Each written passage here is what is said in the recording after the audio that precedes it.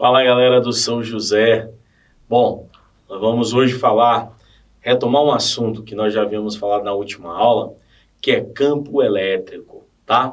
Então, como o conhecimento não para, você está em casa, nessa quarentena, eu e o conhecimento vamos até você através dessa lente. Então, pessoal, vamos retomar um pouco sobre o que nós já falamos, campo elétrico, tá? Que é importante a gente lembrar que o campo elétrico é a condição, é uma grandeza física, que ela só existe se o corpo estiver eletrizado. O que era um corpo eletrizado? Corpo eletrizado é aquele corpo que possui excesso de carga, seja ela positiva ou seja ela negativa, tá? Então, vamos para esse mapa mental para que vocês interajam comigo e prestem atenção na sequência. Pessoal, toda vez que uma carga ou um corpo está eletrizado, ele tem ao seu redor um campo elétrico. E esse campo elétrico é o responsável por gerar uma força sobre qualquer carga que entre no raio de ação desse campo elétrico. Beleza? Então, ó, a primeira visão que nós vamos ter aí é a equação geral desse campo, ó, pessoal. É essa noção geral, onde o campo é a relação da força aplicada em uma determinada carga. Se não tiver carga, não tem problema. O campo elétrico depende apenas da carga geradora. Professor, e esse Qzinho é a carga teste. Como o próprio nome está dizendo, é a carga que sofre a ação da força gerada pelo campo. Beleza? Então, se eu relacionar campo elétrico com a equação bem aqui, ó, da lei de Coulomb, que nós trabalhamos bem, tá? Que nós trabalhamos bem isso aí. Então, nós vamos chegar à equação definitiva de campo elétrico, que diz o seguinte, ó, que o campo é a relação entre o produto da constante eletrostática vezes a carga geradora do campo, dividido pela distância ao quadrado. É assim que se calcula o módulo do campo elétrico, beleza? Observe que pela equação do campo, ela depende inversamente, pessoal, inversamente. Quanto maior a distância, menor a intensidade do campo. Detalhe, a distância é ao quadrado, tá? Então, quanto maior a distância, menor a intensidade do campo. Quanto menor a distância, maior a intensidade desse campo. E como é que a gente representa, professor, graficamente, a relação entre campo e distância ao quadrado? Tá aqui, ó. Observa. Tá aqui, galerinha, ó. Tá aí. Esse aqui é o gráfico, ó. Esse gráfico mostra pra gente que à medida que o campo diminui, essa distância aumenta ao quadrado. Beleza? Professor, agora nós vamos para linhas de força. O que é linha de força, professor? São as linhas que representam a orientação dessa grandeza vetorial. Porque o campo elétrico ele tem módulo, direção e sentido. Então, o módulo eu já sei, eu uso a equação. A direção e o sentido, galera. O campo elétrico tem sempre a direção, parte sempre da carga positiva em direção à carga o quê? Negativa. Então, observe aí, ó, as linhas de campo, quando partem da positiva, ó, sempre é direcionada para a negativa. Beleza? Esse é o papel das linhas de força ou linha de campo. Representar a direção e o sentido dessa grandeza campo elétrico, tá bom? Bom, nós vimos lá no nosso quadro, na nossa aula, que há uma relação entre campo e força, devido à presença de uma carga teste. Há uma relação entre campo e força, devido à presença da carga teste. Lembre você, quando a carga geradora do campo é positiva e quando a carga teste também é positiva, você tem que lembrar que campo e força têm a mesma direção e o mesmo sentido.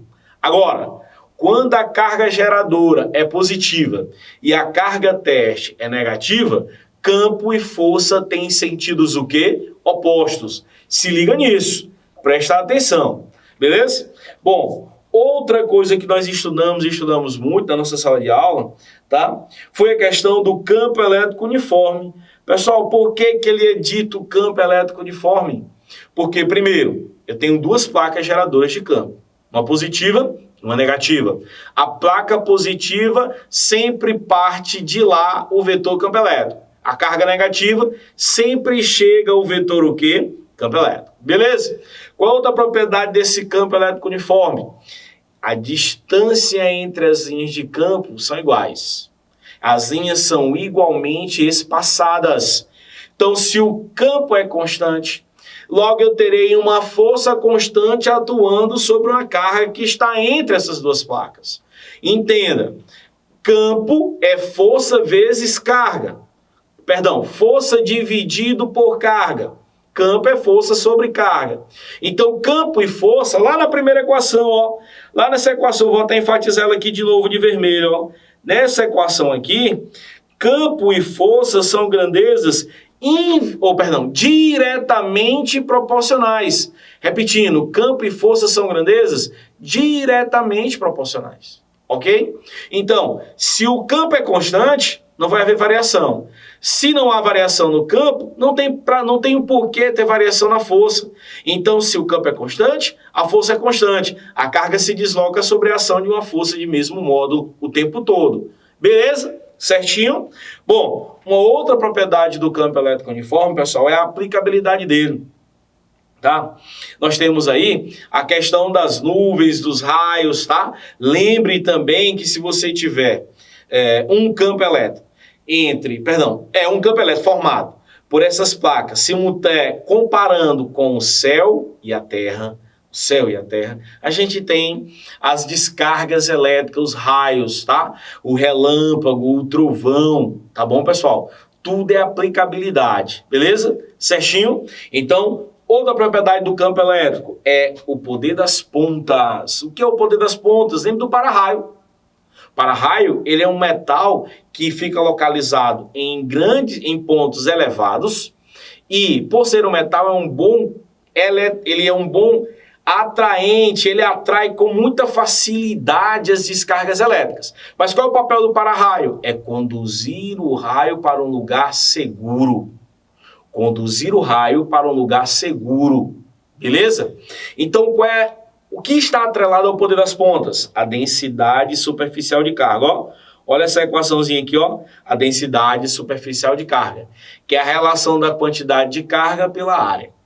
Bacana? Outra aplicação cotidiana do campo elétrico foi graças a Faraday. Ele foi responsável por estudar a blindagem eletrostática. O que é a blindagem eletrostática? É a mesma coisa que explica porque quando estamos dentro de um carro, em uma tempestade, se cair um raio, a gente não toma choque nesse carro. No avião, quando você está passando por uma tempestade, você não toma choque dentro do avião se cair um raio nele. É porque quando um corpo está eletrizado, as cargas em excesso se localizam na superfície externa.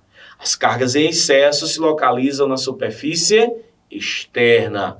Então, no interior, não existem cargas livres. Se não há cargas livres, não tem deslocamento de corrente elétrica. Beleza?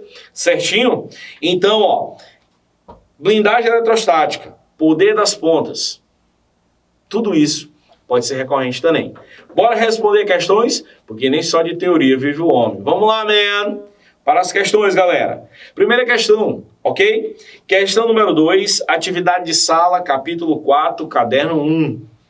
Confere aí. Questão número 2, atividade de sala, capítulo 4, caderno 1. Diz assim, entre 1909 e 1916, foi o físico norte-americano Robert Millikan que realizou inúmeras repetições de seu famoso experimento da gota de óleo, a fim de determinar o valor da carga do elétron. Esse é o enunciado. Eu vou dar um salto aí para a gente ganhar um certo tempo. Mas acompanhe, ó, a partir daqui. O valor obtido por Millikan para a carga elétrica foi aproximadamente 1,6 10 a menos 19. Destaque esse valor aí, galerinha, ó, destaque isso aí. Suponha que, numa repetição desse experimento, uma determinada gotícula de óleo tenha um excesso de 5 elétrons, ó. Cuidado para isso aí não passar desapercebido, ó. Um excesso de 5 elétrons. E que seu peso, força 4,10 a menos 15 newtons.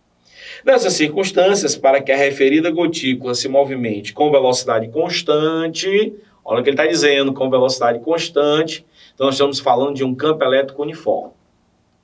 A intensidade do campo elétrico é, pessoal, se ele me deu o valor de quê? Tá certo? Ele me deu o valor de quê? Disse que eu tenho 5 elétrons em excesso e me deu o valor de uma força, eu só posso usar essa equação, ó. Campo é força dividido por carga. Professor, mas ele, que força é essa? O peso. Tá aqui, ó. Esse aqui é o tamanho, é o peso, ok? Bom, e o que é esse 5 vezes 1,6, pessoal? Esses 5 aqui são os 5 elétrons em excesso. Quem é esse 1,6 10 a menos 19? É a carga do elétron, ó. Então, professor, de onde é que vem? Q é igual a N vezes E, ok? Q é igual a N vezes E. Então, quando eu pegar 4,10 a menos 15 e dividir por 8,10 a menos 19, eu vou chegar com uma resposta 5 vezes 10 a volts. 5,10 a 2 volts por metro. Beleza? Certinho? A aplicação da primeira equação que eu falei para vocês nessa aula. Tá bom? Vamos agora para a segunda questão. Acompanha. Seguinte, uma questão teórica fácil para a gente aqui retomar a relação entre campo e distância. Rapidinho. Uma carga pontual é lançada com velocidade V0 no campo elétrico apresentado. Pessoal, observe que esse campo elétrico não é uniforme. Então, a distância entre as linhas vai afetar na intensidade desse campo. Bacana? Ó, cara, então qual é o raciocínio que eu tenho que ter? Bom, se eu tenho uma distância diferente, eu terei intensidade desse campo diferente. Então, ó, eu tenho aí que força elétrica é campo vezes carga. Como esse elemento está se deslocando com uma determinada velocidade para cada ponto, eu terei uma força resultante igual a massa vezes a aceleração. Se eu igualar a força resultante, a força elétrica, porque é a única força que está resultando no movimento da carga elétrica, eu vou ter essa equação aqui, ó, campo vezes carga é igual a massa vezes a aceleração. Quando eu pegar a aceleração, passar para o outro lado dividido, eu vou ter que campo e aceleração são grandezas diretamente proporcionais. Ou seja, quanto maior a intensidade desse campo, maior será a aceleração. Pessoal, observe, onde o campo é maior? Aonde eu tenho menor intensidade do campo. Onde o campo é maior? Aonde eu tenho a menor distância. Onde eu tenho a menor distância. Observe que a distância no ponto B é menor que a de A. Então, se eu tenho menor distância em B, eu tenho maior campo em B. Se eu tenho maior campo em B, consequentemente eu terei maior aceleração em B. Por isso que a resposta diz assim, ó, não vem de mão beijada não. Diz assim que a aceleração no ponto A é menor que a de B. Logo, porque a aceleração em B é maior que a de A. Então, fica aí essa dica de hoje, essa nossa aula, tá? E eu tenho uma frase para vocês. Decidi não esperar as oportunidades e sim criá-las. Decidi ver cada dia como uma nova oportunidade de ser feliz. Professor Wendel Marques, São José, tamo junto.